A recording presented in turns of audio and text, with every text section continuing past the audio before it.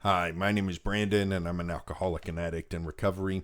And if you've been watching these videos, you know that recently I've been reading This Naked Mind by Annie Grace. And there's some days that I read in this book and feel like Annie Grace has it totally spot on.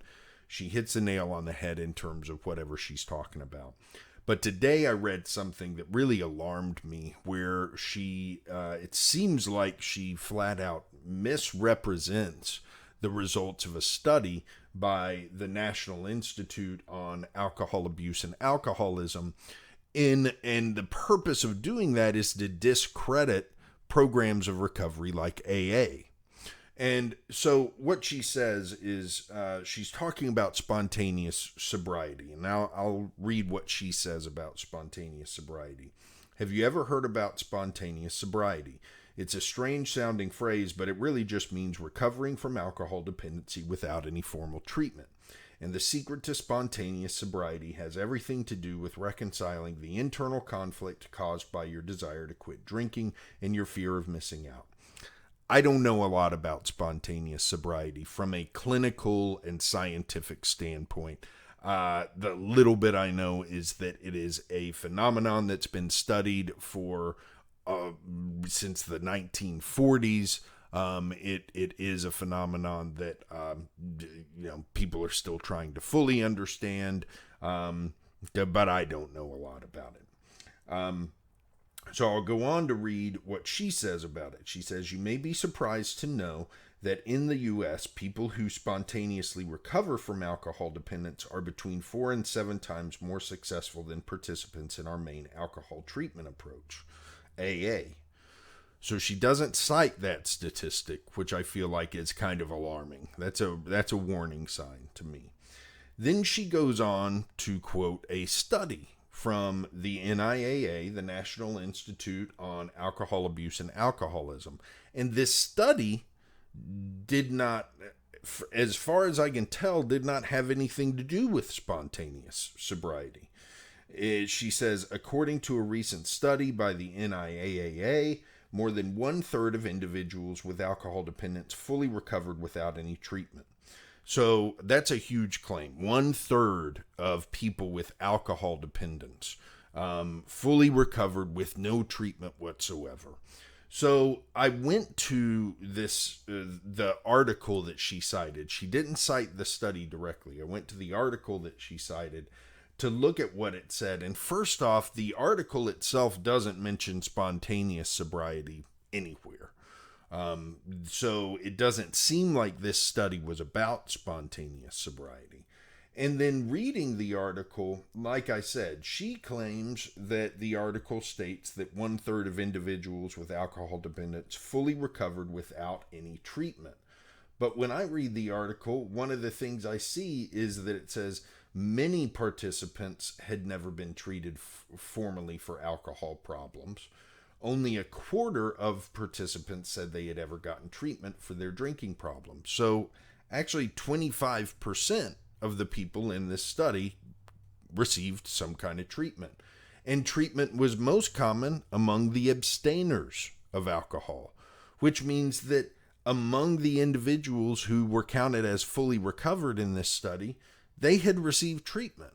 So if anything, this quote that she has in here is misleading, but it's also kind of dangerous because it discounts the effectiveness of a program like AA, which does help people. Now look, why is this all important? The reason this is important is that as I have spent time in recovery over the past few years, I have seen countless people bashing the program of AA and talking and leveling all sorts of criticism at it, talking about its ineffectiveness, when it's very clearly effective for certain people. I've also seen a lot of people in AA bash other programs of recovery, talking about why AA is the only way to get sober. And it's time for us to recognize, as a recovery community, there are many different paths to recovery. There are many different paths to recovery. And thank goodness for that.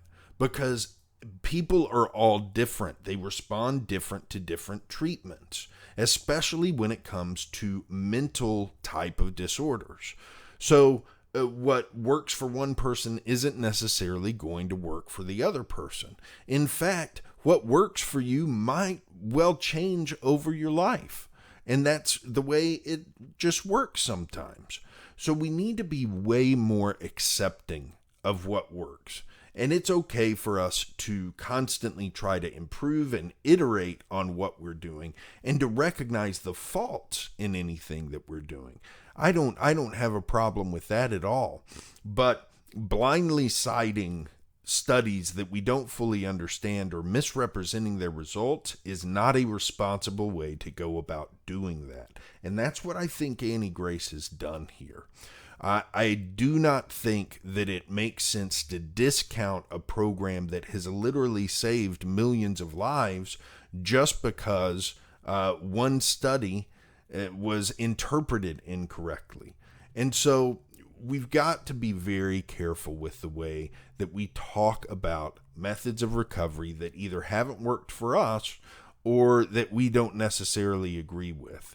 I've talked to people, for example, who think AA is a bad program because it is a Christian-based program and you have to believe in Jesus, that Jesus was the Son of God if you want to be successful in AA. And I feel bad that that's the way it was represented to those people, but that's not the way that AA was presented to me. And so we got to also recognize that, some of these programs differ in the way that they're presented, and it's okay to explore different avenues. It's okay to look, if you've been presented AA that in a way that doesn't fit you, look for something else. Or even go to a different meeting. I tell people all that all the time. If this particular AA meeting isn't working well for you, go to a different one. That's no different than other ways that we seek spiritual or mental healing.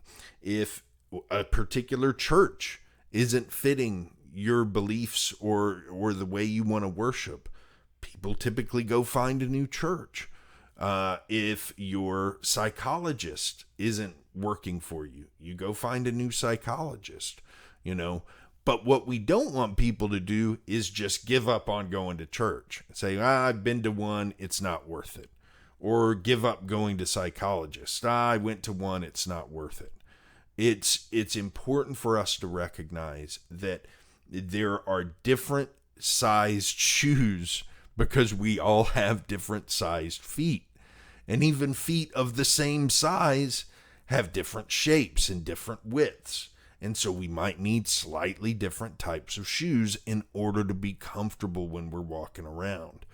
But we shouldn't just stop wearing shoes because one of them doesn't fit. And that's the problem that I have when we try to shut down any particular type of recovery. I think as a community of people in recovery, we have to respect everybody's road to recovery. We can certainly talk about the benefits of the road that we're on if we think it'll help someone else, but we have to recognize that there are many, many different paths to getting to a place of health, of happiness, and to really getting to a place where we feel comfortable being without the drugs and alcohol that we depended on for so long. That's it for today. I'll be back tomorrow with more. Have a good one.